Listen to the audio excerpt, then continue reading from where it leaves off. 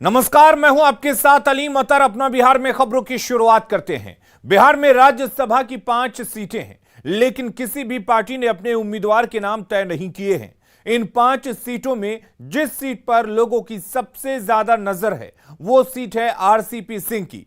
JDU ने RCP Singh के नाम पर अभी तक पत्ते नहीं खोले हैं। पार्टी नेताओं के बयान से दिनों दिन सस्पेंस बढ़ता जा रहा है।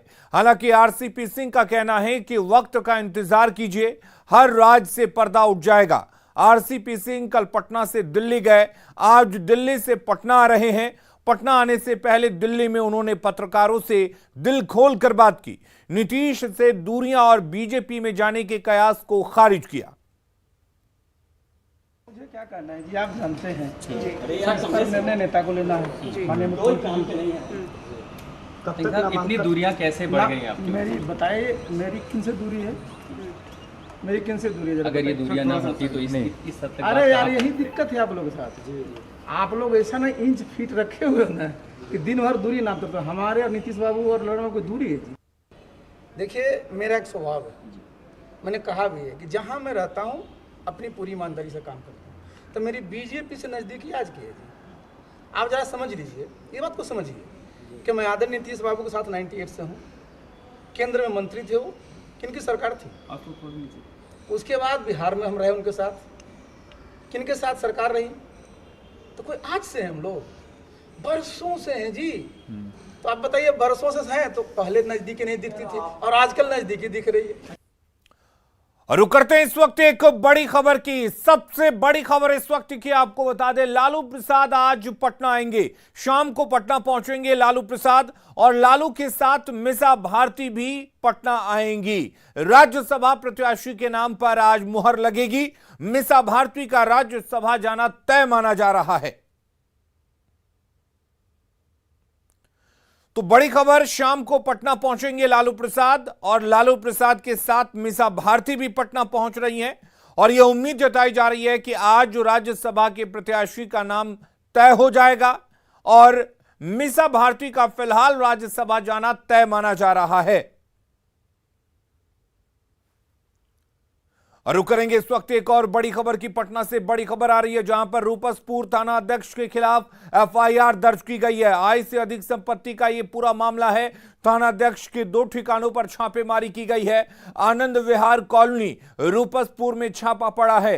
रूपसपुर थाना अध्यक्ष के ठिकानों पर छापेमारी की गई है, जिसमें आय से 63% ज्यादा संपत्ति का खुलासा हुआ है। और शराब से मौत के मामले से जुड़ी बड़ी खबर आपको बता दें, मंत्री सुनील कुमार ने बयान दिया है। दोषियों पर कड़ी कार्रवाई की बात कही है मंत्री सुनील कुमार ने। औरंगाबाद मामले में गिरफ्तारी हुई है, अभी 11 लोगों की गिरफ्तारी की बात कही है, लेकिन मंत्री सुनील कुमार ने साफ कर दिया है कि दोषियों को बख्शा नहीं जाएगा। औरंगाबाद में बात हुई और अभी तक वहां पर शुरू में 3 मौतें हुई हैं और बाद में 2 मौतों की खबर आई है मदनपुर थाने से। तो वहाँ पर अब तक लिए उस केस में जो पता चला है हमें कि 11 लोगों को गिरफ्तार किया गया है, पूछताछ जारी है। और जो संदिग्ध मौतें हुई हैं, हम लोग पोस्टमार्टम रिपोर्ट का वेट कर रहे हैं कि पोस्टमार्टम रिपोर्ट ही एक बिल्कुल फुल प्रूफ एविडेंस होता है, साक्ष्य होता है, जो बताएगा कि किस वजह से मौतें हुई हैं। और निश्चित रूप से जो अभियुक्त पकड़े गए हैं या और अन्य बरामदगियां हुई हैं, पिछले लगातार जो कार्रवाइयां हुई हैं उसमें 60 से अधिक लोग औरंगाबाद में पकड़े गए हैं। अरवल जिले के करपी प्रखंड के बख्तरी बीघा गांव में सड़क निर्माण पर रोक से नाराज महिलाओं ने डीएम ऑफिस के बाहर जमकर हंगामा किया। हंगामा कर रही महिलाओं ने प्रशासन पर दबंग लोगों के प्रभाव में आकर काम करने का आरोप लगाया। हंगामा कर रही महिलाओं का कहना था कि कई बार गुहार लगाने के बावजूद भी प्रशासन उनकी समस्याओं का निदान नहीं कर पा रहा है, जिससे उन्हें बरसात के दिनों में परेशानियों का सामना करना पड़ सकता है। महिलाओं के हंगामे को देखकर प्रशासनिक अधिकारियों ने उनसे बात की और समस्याओं के हल का आश्वासन दिया, जिससे हंगामा शांत हुआ। जमीन नहीं दे रहे हैं, हम लोग के बहुत इमरजेंसी है रोड के लिए। हॉस्पिटल में डॉक्टर नहीं आता जाता है, हम लोग के बहुत तकलीफ हो जाएगी। जब गर्भवती रहता है तो टांग के खाटी पर ले जाते हैं, ले आते हैं। सरकार लाख प्रयास करे लेकिन मूलभूत सुविधाओं से वंचित इन महिलाओं का कहना है कि उनकी रास्ता रोकी जाती है, इन्हें दबंग लोगों के द्वारा रास्ता नहीं दिया जाता है। नतीजा यह है कि इन्हें निकलने के लिए विवश कर दिया जा रहा है, इन्हें चलने के लिए विवश कर दिया जा रहा है, इन्हें इलाज के लिए विवश कर देना है। हमारे पीछे महिलाओं की एक भीड़ है। ये अरवल जिले के करपी प्रखंड का बख्तारी बीघा के लोग हैं। इनके जिलाधिकारी से ऐसी मांग है कि इन्हें मूलभूत सुविधाओं से पूरी तरह से वंचित कर रखा गया है। ऐसे में नाराज महिलाओं ने आपका डीएम कार्यालय का घेराव किया है और इन्होंने आवेदन दिया है। हालांकि जिला प्रशासन के पास कई बार आवेदन देने के बाद भी उनकी उचित कार्रवाई नहीं मिली, इन्हें जाने की रास्ता नहीं मिली। नतीजा यह हुआ कि नाराज लोगों ने जिलाधिकारी के यहाँ आकर के अपनी गुहार लगाई है। देखना यह है कि जिला प्रशासन इनकी जो मूलभूत जो सुविधाएं होती है उन्हें दिलाने में कितना प्रयास कर पाती है। अनिरुद्ध कुमार, न्यूज़ 18 अरवल। बिहार के मुंगेर जिले में नक्सलियों के खिलाफ बड़ी कार्रवाई की जा रही है। रात के 2 बजे से कॉम्बिंग ऑपरेशन में नक्सलियों के कई ठिकानों पर छापेमारी की गई, जिसमें नक्सलियों द्वारा छिपाए गए हथियार, कारतूस और आपत्तिजनक चीजें बरामद की गई हैं। एएसपी अभियान कुणाल कुमार के अनुसार अभी भी ऑपरेशन चल रहा है। सुरक्षा बलों को नक्सलियों के फुटप्रिंट मिले हैं, जिसके बाद सर्च अभियान जारी है। लगातार चलता रहता है। हमारे यहाँ सीआरपीएफ है, एसएसबी है, एसटीएफ है, कंबाइंड ऑपरेशन चलता रहता है। उसके चलते सफलता ज़्यादा मिलता भी है। और दूसरा अभी नया ये हुआ है कि अभी हमारा चोरमारा और पैसरा में 2 कैंप एस्टेब्लिश नया हुआ है जो जंगल के अंदर है।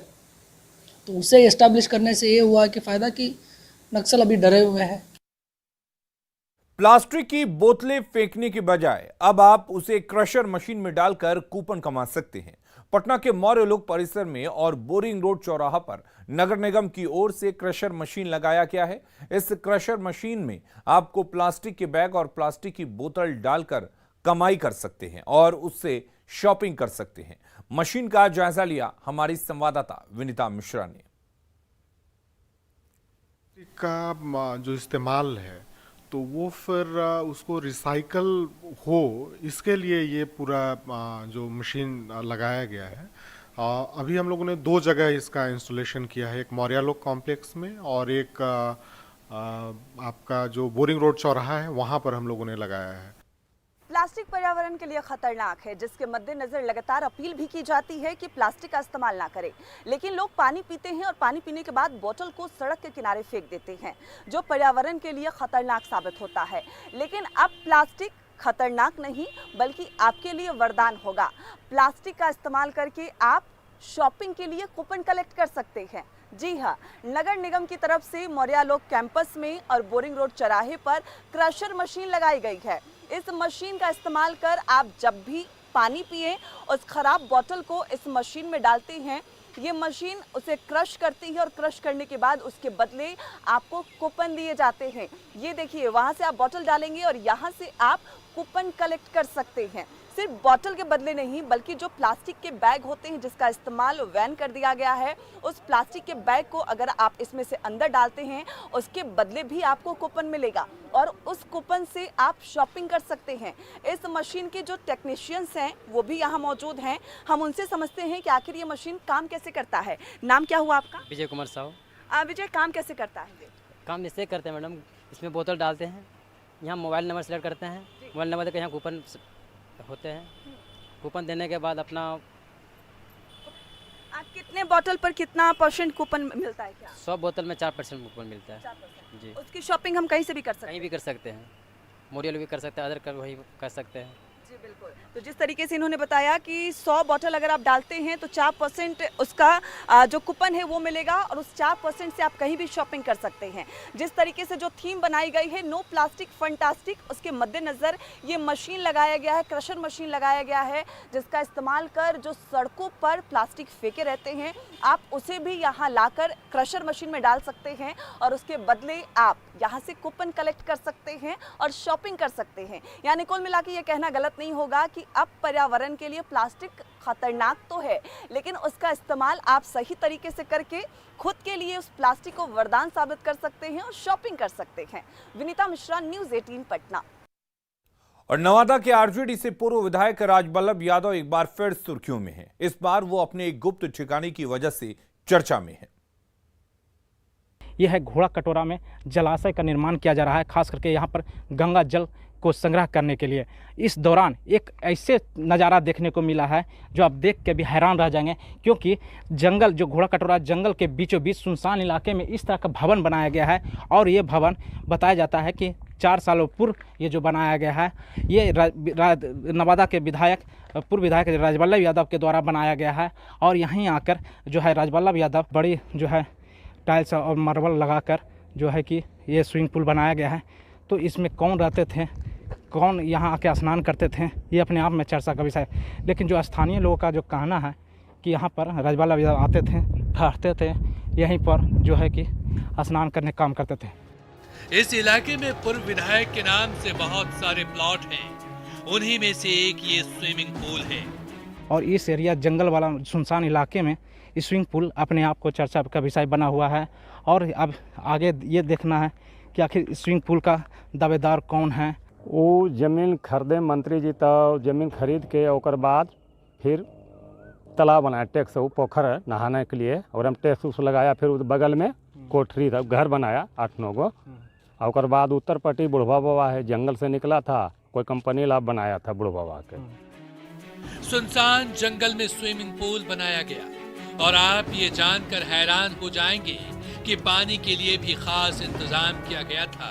तो पानी कहाँ से लाते थे? पानी नदी कर का बोरिंग किए थे सर, और वह बोरिंग से पाइप से ले गया, नीचे पाइप से झाँप के ले गया वहाँ तालाब में भरने के लिए, मोटर चालू करते रहे। राजबल्लभ यादव तो जेल में है, तो अब इस स्विमिंग पूल का लुत्फ उनका बेटा उठा रहा है। कौन बनाए थे? राजबल्लभ यादव बनाए थे सर। और आते थे कौन कौन यहाँ? पहले रहलखिन राजबल्लभ यादव, तो वो रहलखिन, और चल गलखिन अंदर, तो बाल बुतरू उनके अखिलेश यादव बेटवा आवलखिन, वो रहलो 8-9 बजे न कभी रहलखुन, तो रातों भर रह गलखुन। राजबल्लभ ने इस अय्याशी के अड्डे को कब बनाया था, ये भी आप जान लीजिए। 2015 में कर देते सर। बनाए थे कब? बनाए समझो 15 के 13 के लगभग से तो काम में लगा दिए सर। तो उसी दौरान बनाया? हाँ सर, उसी टाइम में बनाया था। राजबल्लभ के इस गुप्त ठिकाने का राज तो खुल गया है, पता नहीं और कितने राज से पर्दा उठना बाकी है। नालंदा से न्यूज 18 के लिए अभिषेक कुमार। जमुई की जिस दिव्यांग बच्ची को स्कूल जाने में दिक्कतों का सामना करना पड़ रहा है, उसी 10 साल की सीमा की तस्वीरें न्यूज 18 बिहार झारखंड पर दिखाए जाने के बाद अब प्रशासन और शिक्षा विभाग की नींद टूटी है और अब मदद के लिए हाथ आगे बढ़ रहे हैं।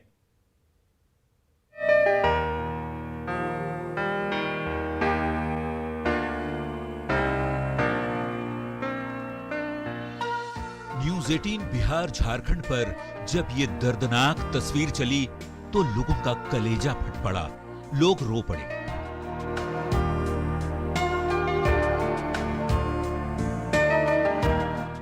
ये दर्द भरी कहानी है जमुई के खैरा प्रखंड के फतेहपुर गांव की 10 साल की बच्ची सीमा की, जो एक पांव पर कूद कूद कर हर रोज बैग टांग कर 1 किलोमीटर का सफर तय कर पहुंचती है स्कूल।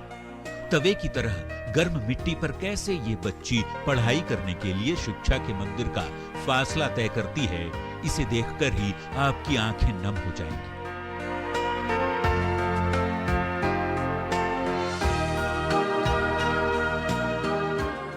लेकिन न्यूज 18 के जरिए जब ये तस्वीर प्रशासन तक पहुंची तो फिर मदद की शुरुआत कुछ इस तरह से हुई।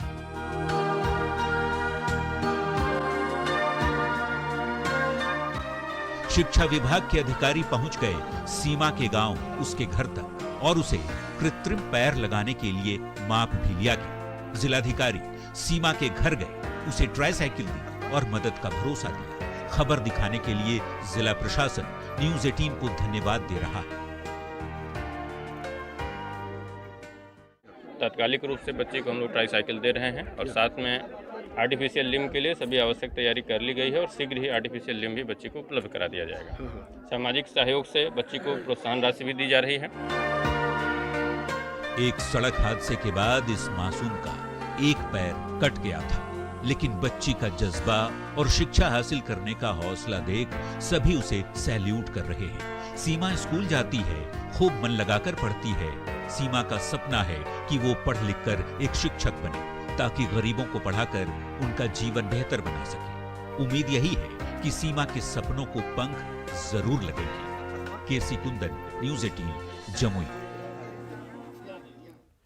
बिहार के मुख्यमंत्री नीतीश कुमार ने भवन निर्माण विभाग द्वारा निर्मित साइंस एंड टेक्नोलॉजी विभाग के 893 करोड़ से अधिक के 17 भवनों का आज उद्घाटन किया। वहीं सीएम ने 193 करोड़ से अधिक के 5 भवनों का शिलान्यास भी किया। मुख्यमंत्री ने वीडियो कॉन्फ्रेंसिंग के जरिए 1000 करोड़ से अधिक के साइंस टेक्नोलॉजी विभाग के भवनों का उद्घाटन और शिलान्यास किया। इस कार्यक्रम में science technology minister Sumit Kumar Singh और भवन निर्माण मंत्री अशोक चौधरी भी मौजूद रहे।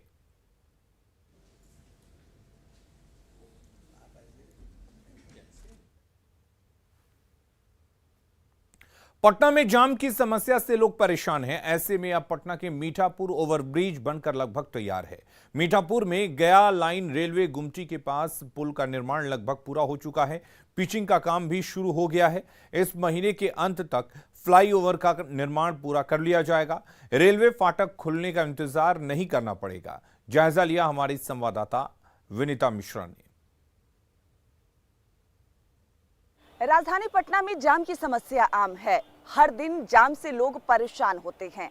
ऐसे में पिछले कुछ दिनों में लगातार कई सड़कों की सौगात मुख्यमंत्री नीतीश कुमार ने बिहार में रहने वाले राजधानी पटना के लोगों को दी है। ऐसे में अब मीठापुर गया गुमटी लाइन के पास भी जो ओवरब्रिज बन रहा है उसका निर्माण कार्य भी लगभग पूरा हो गया है।